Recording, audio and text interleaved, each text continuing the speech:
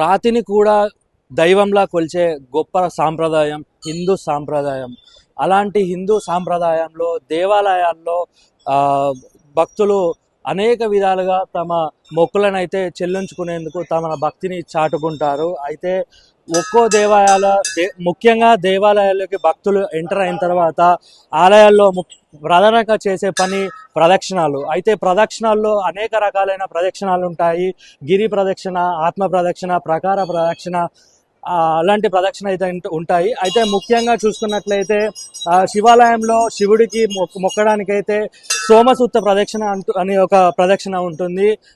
అయితే ఒక్కొక్క భగవంతుడికి ఒక్కొక్క రకమైన ప్రదక్షిణ అయితే ఉంటుంది. ముఖ్యంగా శివుడికి చేసేటువంటి సోమసూత్ర ప్రదక్షిణ యొక్క విశిష్టత ఏంటి, ప్రాముఖ్యతలు ఏంటి, అసలు సోమసూత్ర ప్రదక్షిణ అంటే విషయాన్ని అయితే మనం ప్రస్తుతం ఇక్కడ ప్రధాన అర్చకులు ఉన్నారు ఆలయంలో, వారిని అడిగి తెలుసుకుందాం. స్వామి చెప్పండి, అసలు శివుడికి ప్రీతిపాత్రగా కొలిచే సోమసూత్ర ప్రదక్షిణ అంటే ఏంటి, అసలు ఎందుకు అలా కొలుస్తారు?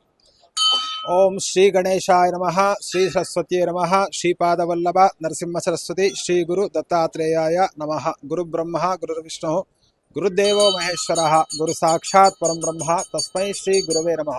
మొట్టమొదట మనం దర్శనం ఏ విధంగా చేసుకోవాలి అది తెలుసుకుందాం. మనం ఇంటి నుంచి బయలుదేరుతూనే స్వామివారు ఏ విధంగా అలంకరణ చేసుకొని ఉన్నారు అనే భావనతోటి మనం దేవాలయంకి రావాలి. అలా దేవాలయంకి వస్తూనే ఫస్ట్ శిఖర దర్శనం చేసుకోవాలి. శిఖరాన్ని చూస్తూ దేవుడు అంటే ఆ భగవంతుడు, ఆ పరమేశ్వరుడు ఏ విధంగా ఉన్నాడని చెప్పేసి మనం భావన చేస్తూ ఈ ప్రదక్షిణ చేయాలి. అసలు సోమసూత్ర ప్రదక్షిణ ఎందుకు చేయాలి అని అనుకుంటే, సోమసూత్ర ప్రదక్షిణ వల్ల మామూలు ప్రదక్షిణ కన్నా ఎక్కువ లాభం జరుగుతుంది అనే దానితో సోమసూత్ర ప్రదక్షిణ అని చెప్పారు. మొట్టమొదటిగా మన దయస్తంభాన్ని మొదలుకొని ఇక్కడ చండీశ్వరుడు అనేది ఉంటుంది సోమసూత్రం పక్కకే, అక్కడికి వచ్చేసి దయస్తంభం నుంచి సోమసూత్రం వరకు వచ్చేసి మళ్ళా అట్లా తిరిగి మళ్ళీ అట్లా ఆ విధంగా వచ్చేసి ఇటు మన పడమర సైడ్ వచ్చేసి మళ్ళీ సోమసూత్రం వరకు వచ్చేసి మళ్ళా పడమర నుంచి మళ్ళీ ఈ పడమర వరకు వచ్చేసిన తర్వాత ఒక సోమసూత్రం మళ్ళీ నందీశ్వర దగ్గరికి వెళ్ళే వరకు ఒక ప్రదక్షిణ లాగా అవుతుంది. కాబట్టి ఇదే విశేషం. ఈ ప్రదక్షిణ చేయడం వల్ల మంచి పాపాలన్నీ నశిస్తాయని చెప్పేసి అంటుంటారు. అంటే మామూలుగా ప్రదక్షిణాల్లో ధ్వజస్తంభం నుంచి మొదలుకొని దేవుడి గుడి చుట్టూ 1 లేదా 3, 8, 11, 108 ప్రదక్షిణాలు చేస్తూ ఉంటారు. అంటే ఈ సోమసూత్ర ప్రదక్షిణాలు ఎట్లా చేస్తారో దాని నియమ నిబంధనలు ఏంటి? అంటే ఇప్పటిదాకా చెప్పింది మేము సోమసూత్ర ప్రదక్షిణ గురించే. మామూలుగా అయితే సన్యాసి ఏ ప్రదక్షిణ చేయాలి, మామూలు వ్యక్తులు ఏ విధంగా ప్రదక్షిణ చేయాలని చెప్పేసి కూడా ఉండదు. కాబట్టి సోమశుద్ధ ప్రదక్షిణానికి శివుని దగ్గర చేయడానికి ఒక విశిష్టత ఉన్నది. కాబట్టి అంటే సర్వ పాపాలు క్షయం చేస్తారు కాబట్టి దాని గురించి ఈ ప్రదక్షిణను చేస్తుంటారు.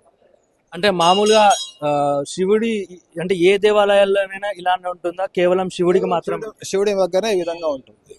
అట్లా అంటే ఈ నియమం అనేది ఎప్పటి నుంచి ఉంది, భక్తులకు అసలు ఈ విషయం తెలుసా తెలియదు? ఇది పాతకాలం నుంచే ఉన్నది. ప్రదక్షిణ అనేది ఇప్పుడు కాదు, పాత ఋషులు మునులప్పంచే ఉన్నది.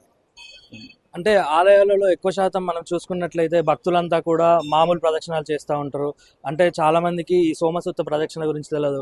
అంటే మామూలుగా ఈ సోమసూత్ర ప్రదక్షిణం కాకుండా మామూలు ప్రదక్షిణం శివుడికి చేస్తే దానివల్ల ఏమైనా అనర్థాలు జరిగే అవకాశం ఉంటుందా, లేదంటే శివుడికి ఏమైనా కోపం వస్తుంది? అలా కోపమే రాదు. మామూలుగా 3 ప్రదక్షిణలే కానీ, 9 ప్రదక్షిణే కానీ, 5 ప్రదక్షిణే కానీ, శివుడికే కానీ ఏ దేవుడికైనా చేయవచ్చు. అంటే ముఖ్యంగా మీరు భక్తులకు శివుడి సోమసూత్ర ప్రదక్షిణ గురించి మీరు చెప్పదలుచుకున్నది ఏంటి? మొట్టమొదటిగా తల్లిదండ్రి ప్రదక్షిణ చేయాలి యాక్చువల్ చెప్పాలంటే. ఆ తర్వాత గురు ప్రదక్షిణ చేయాలి, ఆ తర్వాత శివ ప్రదక్షిణ చేయాలని ఒక నియమం ఉన్నది. రైట్. ఇది మొత్తంగా చూసుకున్నట్లయితే శివుడికి హరహర మహాదేవ శంభో శంకర ఓం నమ శివాయ అంటూ తలిచే భక్తులకు ముఖ్యంగా ప్రధానంగా తల్లి, తండ్రి, గురువు, దైవం, అట్లాగే అదేవిధంగా దేవాలయాల్లో కూడా సోమసూత్ర ప్రదక్షిణ అనేది కంపల్సరీ చేసుకోవాలి. చాలామంది భక్తులకు సోమసూత్ర ప్రదక్షిణ గురించి అయితే తెలియదు. కంపల్సరీ ఈ ప్రదక్షిణ గురించి తెలుసుకొని దాని నియమ నిబంధనలు అయితే పాటించాలి. అన్ని ప్రదక్షిణాలతో పాటు సోమసూత్ర ప్రదక్షిణాలు చేయడం వల్ల శుభకాంతులు జరుగుతాయి, వాళ్ళ ఇళ్లలో అన్ని విధాల వెగజలుతాయి అనే విషయాన్ని అయితే మనతో పాటు అర్చకులు చెప్తున్నారు. రిపోర్టర్ సంతోష్ కుమార్, ఏబీపీ దేశం, కరీంనగర్.